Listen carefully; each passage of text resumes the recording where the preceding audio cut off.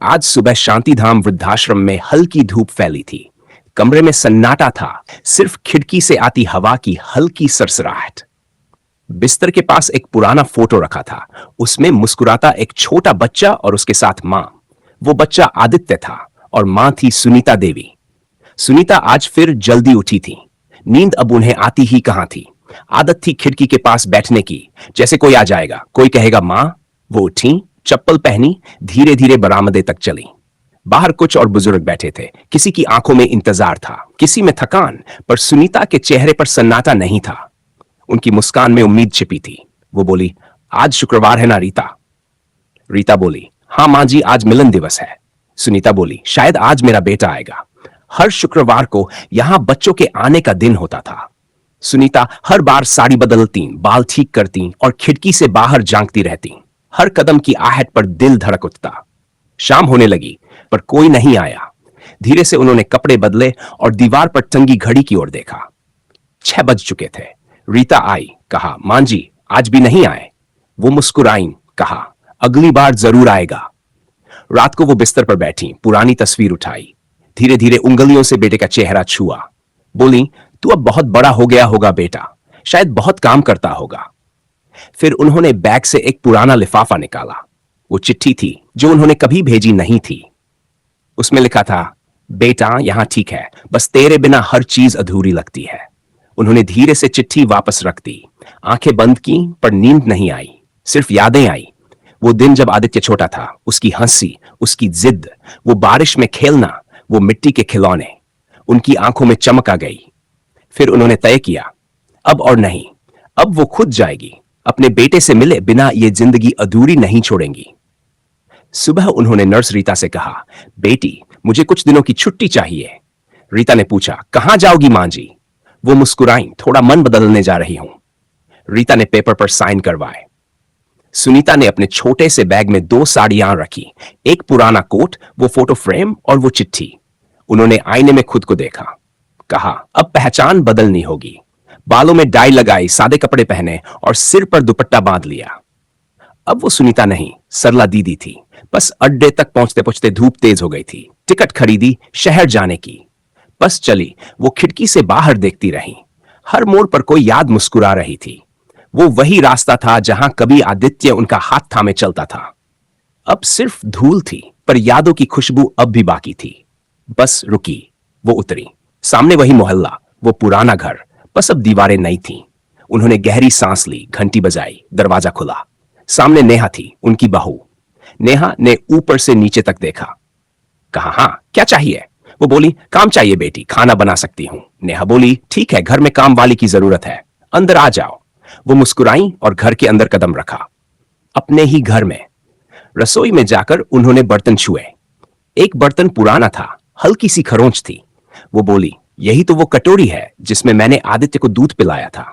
वो मुस्कुराई, आंखें गीली थी, पर उन्होंने आंसू पोंछ लिए। रात को सब सो गए। वो रसोई में बैठी दीवारों को निहारती रहीं।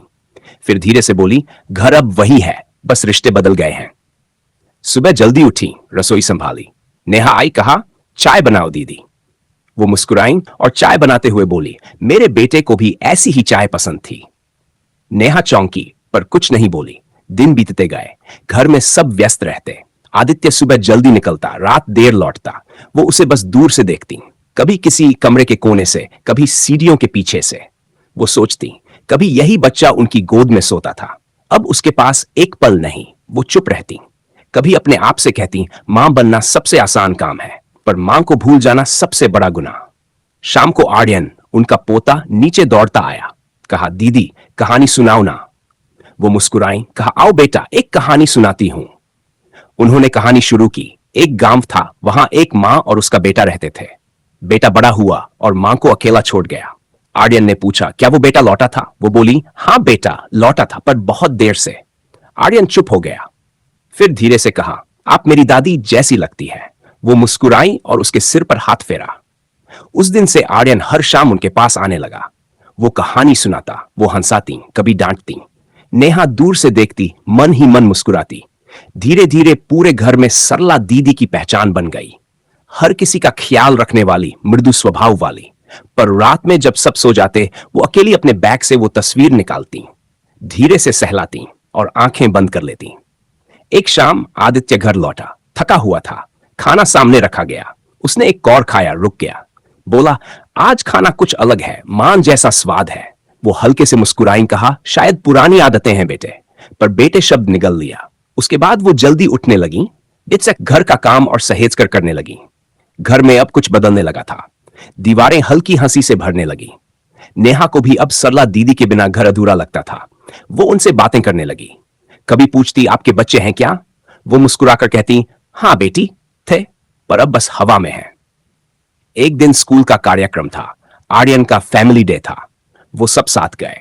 स्टेज पर आर्यन गया और बोला, मेरे घर में एक दीदी है जो दादी जैसी है। वो मुझे कहानियां सुनाती है और बहुत प्यार करती है। तालियां बजीं, पर आदित्य और नेहा की आंखें भर आईं। घर लौटते हुए किसी ने कुछ नहीं कहा, बस शांति थी। रात को आदित्य रसोई में गया, वो वहां थी। वो बोला, दीदी आपकी आंखों में कुछ जाना पहचाना है। वो मुस्कुराई, कहा, शायद मातृत्व हर चेहरे में एक जैसा होता है बेटा। वो चुप रह गया। अगले दिन उसने पुराना एल्बम देखा।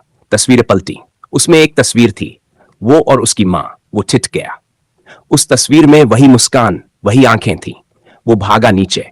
रसोई में वही गीत चल रहा था जो उसकी मां गुनगुनाती थी। वो बोला, मां।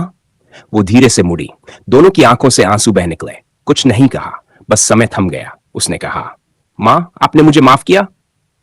वो बोली, मां माफ नहीं करती बेटा, बस भूल जाती है। आदित्य झुक गया, मां के पैरों में सिर रख दिया। वो बोली, अब तू लौट आया है बेटा, अब घर पूरा है। रात में नेहा भी आई। वो बोली, मां हमें माफ कर दीजिए।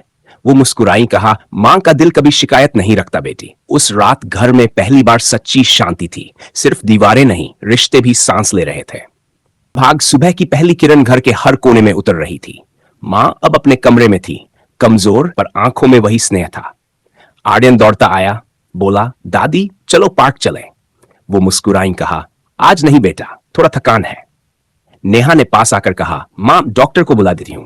वो बोली, नहीं बेटी, बस थोड़ा आराम चाहिए। पर नेहा जानती थी शरीर अब जवाब दे रहा है।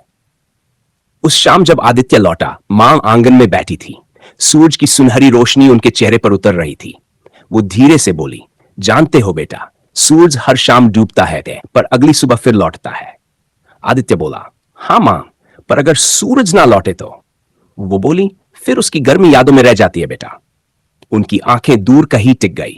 वो मुस्कुरा रही थी, पर मुस्कान में थकावट थी। दिन बीते गए, मां की सेहत गिरने लगी। अब वो ज्यादा बिस्तर पर रहती।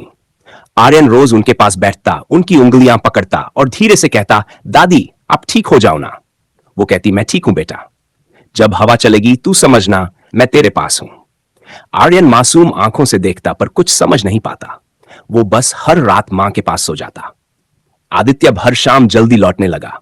ऑफिस की फाइलें अब उतनी जरूरी नहीं, अब बस मां की सांसों की आवाज जरूरी थी। वो उनके पास बैठता, उनका हाथ पकड़ता, कभी कुछ बोलता नहीं। वो कहती, बेटा अब तू अच्छा इंसान बन गया है। वो हंसकर पूछता, क्यों मां? वो बोली, क्योंकि अब तू दिल से सुनना सीख गया है। एक शाम डॉक्टर आया। उसने कहा, अब ज्यादा वक्त नहीं बचा। नेहा की आंखों से आंसू बह निकले। आदित्य ने बस सिर झुका लिया। घर में सन्नाटा छा गया। रात को मां ने कहा, बेटा एक बात याद रखना, घर वही होता है जहां अपने लोग सांस लेते हैं, बाहर की दुनिया बस दीवारें हैं। वो रुकी, धीरे से बोली, अब मेरी सांसें थक गई हैं बेटा, पर दिल अब भी घर में है। सुबह हुई, सूरज उगा, पर कमरे में छाया पसरी थी। मां बिस्तर पर शांत थी, आंखें बंद, चेहरे पर मुस्कान। नेहा ने उनके माथे को छुआ। ठंडी हवा चली। वो बोली, मां, पर जवाब नहीं मिला। आदित्य उनके पास आया, मां की हथेली पकड़ी, कहा, मां उठो ना, अभी बहुत बातें बाकी हैं। पर मां अब शब्दों से परे जा चुकी थी। वो हवा बन गई थी, सुकून, शांति और ममता में बदल चुकी थी। अगले दिन घर के दरवाजे पर एक नई तख्ती लगाई गई। उस पर लिखा था, मां निवास। नेहा ने पूछा, क्यों ये नाम? आदित्य बोला, क्योंकि अब ये घर सिर्फ हमारा नहीं, मां का भी है। वो दोनों तस्वीर के सामने खड़े थे। आर्यन उनके बीच खड़ा हाथ जोड़कर बोला, दादी अब हम सब आपकी तरह अच्छे बनेंगे। वक्त बीतता गया। घर अब एक मंदिर जैसा था। हर सुबह दीप जलता, हर शाम कहानियां सुनाई जाती। नेहा ने कहा, हर रविवार हम वृद्धाश्रम चलेंगे। आदित्य ने सिर हिलाया, कहा, हाँ, अब कोई मां अकेली नहीं रहेगी। वो शांति धाम पहुंचे, वही जगह जहां कभी सुनीता ने अपने दिन काटे थे। नर्स रीता ने उन्हें देखा, आंखों में आंसू थे। वो बोली, मां कहती थी, अब मैं अकेली नहीं हूं, मेरे बच्चे लौट आए हैं। घर लौटते समय हवा धीरे धीरे चल रही थी। आदित्य ने आसमान की ओर देखा, कहा, मां अब आप हर जगह हैं। नेहा ने हाथ थामा, हां, मां लौटी है, हर मुस्कान में, हर दुआ में। कुछ महीनों बाद घर में एक नया कमरा बना। वो वृद्ध माताओं के लिए था। दरवाजे पर लिखा था, मां का लौटना। उस दिन जब पहली बार 4 वृद्ध महिलाएं वहां आईं, तो घर में वही शांति लौट आई। नेहा ने उनके हाथ पकड़े, कहा, अब यह भी आपका घर है। आर्यन मिठाई बांट रहा था और हर मां हंस रही थी। वो जगह फिर से जिंदा हो गई थी। रात को आदित्य तस्वीर के सामने बैठा था। दिया जल रहा था, हवा चल रही थी। वो बोला, मां, आपने हमें सिखाया कि प्रेम जताने के लिए बस दिल चाहिए, रिश्ता नहीं। उसने आंखें बंद की और महसूस किया, मां की हथेलियां फिर उसके सिर पर है। वर्षों बाद आर्यन अब बड़ा हो गया था। उसकी गोद में उसकी बेटी थी। वो उसी आंगन में बैठा था जहां कभी मां बैठा करती थी। बेटी ने पूछा, पापा, ये पेड़ इतना पुराना क्यों है? वो बोला, क्योंकि इस पेड़ ने एक मां की हंसी सुनी है, इसलिए अब ये हवा बनकर बोलता है। बेटी ने कहा, तो जब हवा चलेगी क्या दादी आएंगी? वो बोला, हां, हर जब हवा चलेगी वो आएंगी, मुस्कुराती हुई। अब मां निवास एक परिवार नहीं रहा, वो समाज बन गया। लोग दूर दूर से आते, वहां बैठते, कहानियां सुनते और अपने दिल का सुकून पाते। हर वर्ष मां की पुण्यतिथि पर घर में उत्सव होता। माताएं आती, हंसती, गाती और कहती, मां लौटी है, हर घर में, हर दिल में। शाम होती है, दिए जलते हैं, आम का पेड़ जूमता है, हवा चलती है जैसे कोई फुसफुसा कर कह रहा हो, याद रखना, घर वही है जहां प्यार सांस लेता है। धीरे धीरे आवाज थमती है, पत्तों की सरसराहट रुकती है, लेकिन दिल में एक गूंज रह जाती है। मांग कभी जाती नहीं, वो लौटती रहती है, हर पीढ़ी में, हर मुस्कान में। समाप्त।